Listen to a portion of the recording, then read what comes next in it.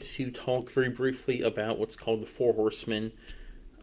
In terms of communication, this is something that Gottman, who studied relationships for decades, discovered. So there's basically four things that will very quickly, absolutely destroy a conversation you're trying to have.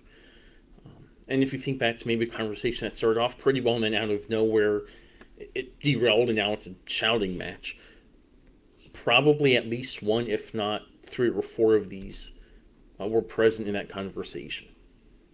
So the first one is a criticism.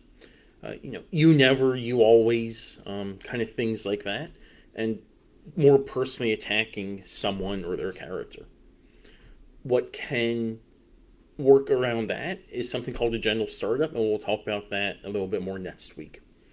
Contempt, looking down on someone, or that they can absolutely never, under any circumstances, do something right. And that's also more attacking their sense of worth, or the intent is to more tear someone down. A counter to that is to build on viewing them in a positive way and to share how you do appreciate them.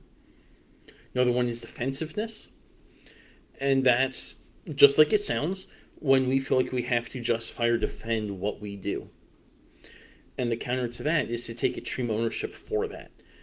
I have yet to see, hear of, or be in any conversation where both sides in some way contribute. So just take ownership for whatever the other person's mentioning. You probably had some role in it, or at least you can take ownership for your response to them. And the last one is stonewalling, and that's ending the conversation or changing topics as a way to avoid what's being talked about. And one of the pretty effective counters for that is to just take an intentional break, maybe 15, 20 minutes, find a way to calm down, reset a little bit, and then intentionally get back to having that conversation.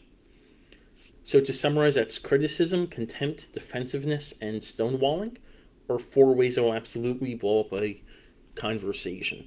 And later this week, I'll be putting a blog post out to elaborate on these even more and give some practical examples of how these both show up in conversation, how the conversation can go differently in a more positive way.